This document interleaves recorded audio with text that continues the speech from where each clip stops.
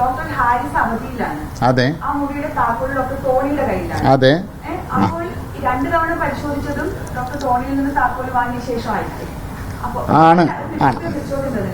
അങ്ങനെയാണെങ്കിൽ ഇതാരായിരിക്കാം അവിടെ കൊണ്ടുവച്ചത്? അതെനിക്ക് അറിയുന്ന എങ്ങനെയാടോ, അതല്ലേ നമുക്ക് വിശദിക്കാം. CCTV നോക്കിയപ്പോൾ അതിന്റെ ഉള്ളിൽ വേറെ ആരോ കടന്നതായിട്ട് തോന്നി, ഒരു അടയാളമായി കാണുന്നു. അപ്പൊ അതിനുവേണ്ടി വിശദമായിട്ട് പരിശോധന നടത്തേണ്ടിയിരുന്നു. അതിന്റെ അത് CCTV ഒന്നുകൂടെ പരിശോധിക്കേണ്ടതാണ്. ഞാൻ പറഞ്ഞു, ഇന്ന് ശ്രീജി വിളിച്ചപ്പോൾ ഞാൻ പറഞ്ഞു വിശദമായി പരിശോധിക്കാൻ കാര്യങ്ങൾ ബാക്കിയുണ്ട്. പക്ഷെ അതിന് അത്രമാത്രം കോംപ്ലിക്കേറ്റഡ് ആയിട്ട് കൊണ്ടുപോകാനല്ല നമ്മൾ ഉദ്ദേശിച്ചത്. പക്ഷെ ഇങ്ങനെ ഒരു കൺഫ്യൂഷൻ അതെ എന്ന് ഞങ്ങൾ കാണുന്നതായിട്ട് തോന്നുന്നു. ആ CCTV അത് നോക്കണം, അത് നോക്കണം. അത് പരിശോധിക്കപ്പെടേണ്ടതാണെന്ന് മാഡം. അല്ല സുരക്ഷ, നമ്മള് ഒരു HODയുടെ റൂമിന്റെ ഫ്രണ്ടിൽ ഒരു സെക്യൂരിറ്റി നിർത്താൻ പറ്റില്ല. പക്ഷെ അല്ല, അത് CCTVയിൽ അങ്ങനെ ഒരു സംശയമുണ്ട്, അത് പരിശോധിക്കാൻ വേണ്ടി കൊണ്ടാണ് മാറ്റിവെച്ചിട്ടുള്ളത്. അതിന് പരിശോധിക്കേണ്ടതാണ്. ഒരു വ്യക്തി അല്ല, അതറിയില്ല. ഒന്നാമത് CCTV കംപ്ലീറ്റ് ക്ലിയർ ആവണമെന്നില്ല, മൊത്തം എടുക്കണം. എല്ലാം എടുത്തു കഴിഞ്ഞ ശേഷം നമ്മളൊരു അസ്വാഭാവികമായ ഒരു CCTV കിട്ടിയാൽ ആദ്യം നമ്മൾ നോക്കുന്നത് അതിന്റെ സമയവും ഈ സമയമായിട്ട് നമ്മൾ നോക്കിയില്ല എന്നാണ്. അല്ല, സമയമായിട്ട് നോക്കിയിട്ടുണ്ട്. അതിന്റെ വീണ്ടും ഇത് ഞാൻ ഇന്ന് പറഞ്ഞ മാതിരി കുറച്ചും കൂടെ പഠിക്കാനുണ്ട്. അതിന്റെ ടൈമും കാര്യങ്ങളും ക്ലാരിറ്റി വന്നിട്ടില്ല. ഇല്ല ഇല്ല ഇല്ല ഇല്ല പ്രതിനിധി വിളിക്കുന്നതിന് മുമ്പ് you have to clarify the date, time, അത് എന്താണ് എന്നുള്ളത് അടക്കം പറയണം. പിന്നെ ഇങ്ങനെ ഒരു സംഭവം നടന്നിട്ടുണ്ടെങ്കിൽ you have to first report on police.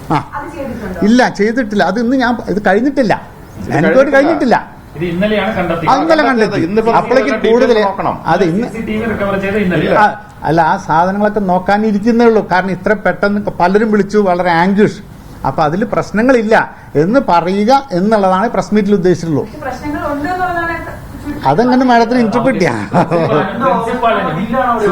തിരിച്ചറിയാൻ കഴിയാത്ത ഒരാൾ അവിടെ കയറുന്നുണ്ടെങ്കിൽ അതെന്തോ അസ്വാഭാവികത. അല്ല, നമ്മളത് ക്ലാരിറ്റി വെച്ച് നോക്കണം. ഫുൾ വീഡിയോ നോക്കിയാൽ അറിയുള്ളൂ.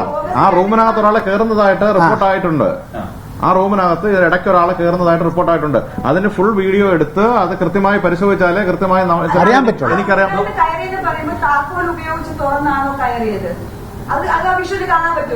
അല്ല, അത് കാണില്ല, കാണുന്നില്ല. അല്ല, കാണുന്നില്ല.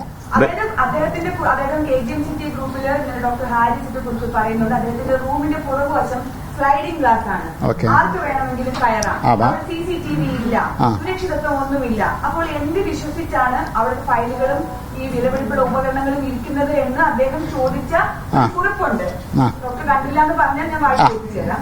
ഓക്കെ, അപ്പൊ അങ്ങനെ ഒരു പ്രശ്നമുണ്ട്. അപ്പൊ അങ്ങനെ ഒരു സാധനം നിലനിൽക്കെ ആ SSBയുടെ ചുറ്റും CCTV ഉണ്ട്. അവിടെ ആര് കയറിയാലും കൃത്യമായിട്ട് അറിയാൻ പറ്റും. പക്ഷേ ഒരു 110ഓളം 103ഓളം CCTVകളുണ്ട്. ഇതെല്ലാം വെരിഫൈ ചെയ്താലേ അത് അറിയാൻ പറ്റുള്ളൂ. ഒരു ദിവസം കൊണ്ട് അത് കണ്ടുപിടിക്കാൻ പറ്റുന്നില്ല, അത്രയും സമയം എടുക്കും. ഇത്രയും സമയത്ത് ഒരു ദിവസത്തെ ഫുൾ ഇരുന്ന് നോക്കണം. അത് അവർ ക്ലാരിഫൈ ചെയ്തോണ്ടിരിക്കുകയാണ്, നോക്കിക്കൊണ്ടിരിക്കുക.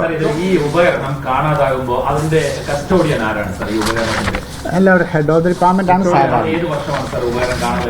കഴിഞ്ഞ വർഷമാണ് നമുക്കിത് വന്നിട്ടുള്ളത്. കഴിഞ്ഞ ഏപ്രിൽ 2024 കാലഘട്ടത്തിൽ. അപ്പോൾ നമ്മൾ ഹെഡ് ഓഫ് ദി ഡിപ്പാർട്ട്മെന്റ് ആണ് കൊടുക്കുക. അദ്ദേഹം കസ്റ്റോഡിയായിരുന്നു. ആണ്.